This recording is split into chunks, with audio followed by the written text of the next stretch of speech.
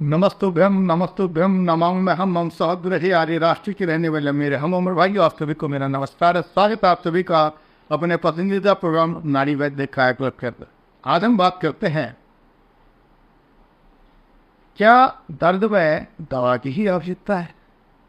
क्या ये बगैर दवा की ठीक नहीं हो सकता? मेरा 36 वर्ष का अनुभव कहता है और मैं रोगियों को ठीक करता हूँ। आप भी इसको अपना करके देख सकते हैं। चाहे आपके टखनों में दर्द हो, अक्सर महिलाएं कहती हैं टखनों में दर्द, चाहे आपके घुटने में दर्द हो या कूल्हे में दर्द हो, कंधे में दर्द हो या सिर में दर्द हो, इनके लिए कोई दवा की आवश्यकता नहीं है। तो बगैर दवाई आप इसको ठीक कर सकते हैं। मैं एक एक दर्द का आपको सफल इलाज बताऊंगा और मात्र 3 मिनट में ये दर्द गायब हो जाएगा। और करना कितने दिन है? कुल 5 या 7 दिन आप इस क्रिया का प्रयोग करेंगे। उस दवा का नहीं, उस अभ्यास का प्रयत्न करेंगे। रोजाना 2 या 3 मिनट आप लगाएं और सदा के लिए आपका दर्द दूर हो जाएगा। कोई दवाई खाने की आवश्यकता नहीं, कोई आवश्यकता नहीं है आपको कि जो एंटीबायोटिक्स पेन किलर्स आप खा के शरीर में बीपी बढ़ा रहे हैं, एंटीबायोटिक्स खा के आपके इंटेस्टाइन सिस्टम कमजोर हो रहा है, आपका खून गाढ़ा होकर के बीपी की बीमारी बढ़ती जा रही है, आपके अंदर गैस बन करके पैरालाइज बनता जा रहा है। ये सभी उन्हीं दवाओं का प्रभाव है जो आप दर्द को ठीक करने के लिए प्रयोग करते हैं। अब आप सोचते होंगे ये बात पहले क्यों नहीं बताई? मैंने बार बार प्रयत्न किया है, पत्थर से बिना किम भेषजम, परहेज से रहेंगे तो औषधि की आवश्यकता नहीं है।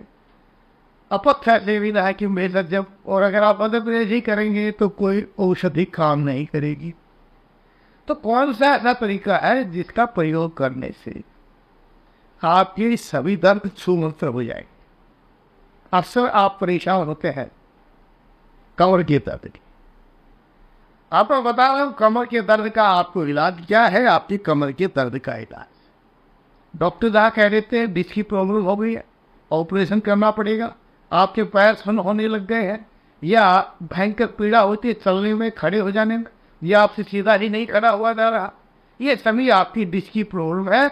और डॉक्टरों का एक्सरे कहता है L4 L5 के नीचे आपकी लत दब गई है और इसके लिए क्या कराना पड़ेगा? ऑपरेशन। ये कोई आवश्यकता नहीं है, कोई जरूरत नहीं है ऑपरेशन कराने की। बगैर ऑपरेशन थोड़ा सा प्रयत्न रोजाना आप करेंगे, जहां आपको दर्द है उस दर्द से 4 अंगुल रख दीजिए, 2 अंगुल उड़ा के 6 अंगुल तक उसको उंगली से दबाते चले जाइए। ऐसे ही इस तरफ भी वर्टिकल, पूर्व पश्चिम उत्तर दक्षिण 6 उंगली की दूरी लेकर के 4 उंगल और 2 उंगल उठते हैं, 6 उंगल हो गया, 6 उंगल तक अपने उंगली के ऐसे प्रेशर करते रहिए। जहां आपको एक नस मिलेगी उस नस को कुछ टाइटनेस मिलेगा, कुछ टाइट होगी, और जब वहां उसको हम हिलाएंगे तो दर्द मिलेगा। बस उसी नस को रगड़ते रहिए, यानी वो नस आपकी रुक गई। आपकी नस से खुलने का क्या होगा? अर्टिकेरिया कैसे पता चलेगा? नस खुल गई, जब आप उसको दबाएंगे धीरे धीरे आपका दर्द गायब हो जाएगा। एक दिन में आपको लगेगा 50% आराम हो गया, आप सीधे खड़े हो सकते। ऐसे ही 2-3 दिन करने से जब वो दर्द गायब हो जाए, समझो वो नस आपकी खुल गई है और वहां से ब्लड सप्लाई आएगी तो L4 L5 के नीचे कभी नहीं दबेगी, कोई ऑपरेशन करने की जरूरत नहीं। ऐसे ही आपको उत्तर में, पूर्व में, दक्षिण में, उत्तर में, चारों दिशाओं में ऐसे ही 6 अंगुल तक की गोल प्रेशर बना करके उंगली से दबाते चले जाइए। जिस दिशा में आपको ज्यादा दर्द महसूस हो, समझो उसी दिशा की नसें ज्यादा रुकी है, वहां ज्यादा टाइम लगाना है। लेकिन जिस तरफ दर्द नहीं है वहां भी आपको रगड़ना है। ऐसा नहीं कि जिस तरफ दर्द आप उसी तरफ रगड़ते रहे, उस तरफ भी आप उतना ही रगड़ते चले जाइए। आपसे कोई दवाई खाने की आवश्यकता है, बस दर्द को रगड़ करके आपको गर्म दूध, थोड़ी सी हल्दी डाल करके गर्म दूध का प्रयोग कर लीजिए। और अगर शाम के समय आपने रगड़ा है तो बेसन के हलवे में थोड़ी सी हल्दी डाल करके उस बेसन के हलवे को खा जाइए और चद्दर ओढ़ करके मुंह ढक करके लेट जाइए। सुबह तक आप कहेंगे कहीं दर्द नहीं गया। ज्यादा से ज्यादा 3 दिन लगेंगे। आज का डिस्क का प्रॉब्लम, यानी जिसको आप कमर का दर्द कहते हैं, जिसको कहते हैं पैर सुन्न हो गए, देखिए हो गया ना कमर। ये मेरा अनुभव है। मेरे यहाँ रोगी आते हैं मैं मात्र 2 मिनट के अंदर जब खड़ा नहीं हो जाता उस व्यक्ति की नसें रगड़ कर ठीक हो जाता है। दोबारा नसें ब्लॉक ना हो उसके लिए खोलना जरूरी है। रसों के खुलने के पश्चात अगर फिर भी लगता दोबारा हो जाए तो उसके लिए आप हलवा खाइए, क्योंकि ताकत आएंगे। लगातार आपके शरीर के अंदर ताकत आती रहेगी, खून का निर्माण होगा, तो कोई भी दोबारा आपको ये दर्द नहीं हो। कई बार डॉक्टर कहते हैं कि आपका दर्द काफी दिनों से था, इसलिए आपने ध्यान नहीं दिया और उस दर्द के कारण आपकी नसें जो है बिल्कुल टूट गई। ऐसा कभी नहीं होता। हमारा शरीर रोजाना नया नया निर्माण करता है। आज इसमें सप्लाई नहीं थी, कब सप्लाई आ जाएगी। जैसे खेत कभी सूख गया, पानी आने से हरा भरा हो जाता है, ऐसे ही आपका शरीर भी रक्त के संचार के द्वारा दोबारा बार बार हरा भरा होता रहता है। ये दर्द कभी भी दोबारा नहीं होगा। लेकिन पत्थर ऐसे भी ना है कि मेरे सज्जन परहेज चलेंगे तो औषधि की आवश्यकता नहीं है। और परहेज क्या है? सुबह का भोजन 9 बजे से पहले कर लीजिए। कुछ भी खाइए, पूरी खाइए, परांठा खाइए, समोसे खाइए, जो खाना सुबह 9 बजे से पहले खा लीजिए। और शाम का भोजन भी 4 से 9 के बीच में करना है। भोजन के बीच में आपको घोट घोट करके पानी पीना है। दर्द महसूस हो कभी भी हो तो इसी क्रिया को दोहराना है। और दूध में हल्दी डाल के पी लीजिए, या फिर बेसन के हलवे के अंदर थोड़ी सी हल्दी डाल के उसका प्रयोग कर लीजिए। देखिए, प्रयोग करना फिर कमाल करना, और कमाल करके इस वीडियो को शेयर भी करना, क्योंकि आपका दर्द जब ठीक हो रहा है तो अपने साथियों को भी बताइए। कहीं वो जाकर के ऑपरेशन ना करा लें।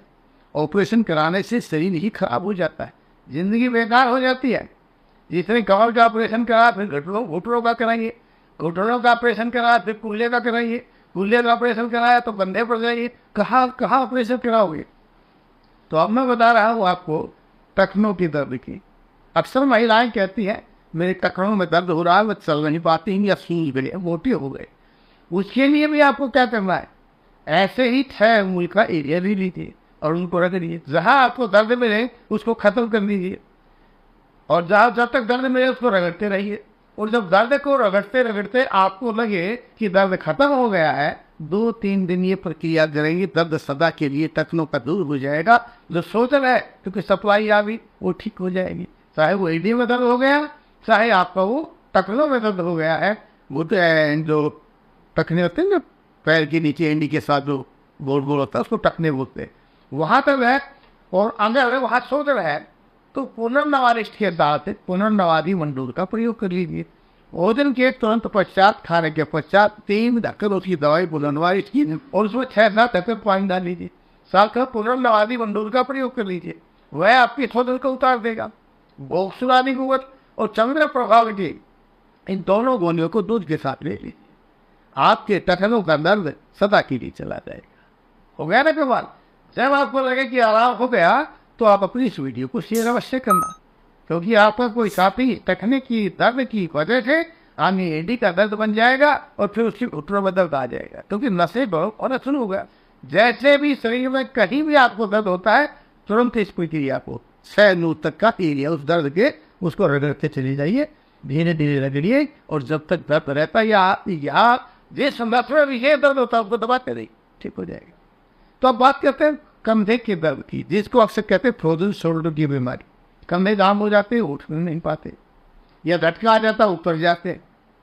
तो इसे कंधे के दर्द का कारण तो बहुत है। जैसे मान लो आपकी मसल कमजोर होगी उससे आपका कंधा उतर जाता है। अगर आप शुगर के रोगी हैं तो भी आपका फ्रोजन शोल्डर की बीमारी हो जाती है। आप टेंशन ज़्यादा लेते हैं उससे भी आपको सर्वाइकल भटकर के कंधों में दर्द आ जाता है।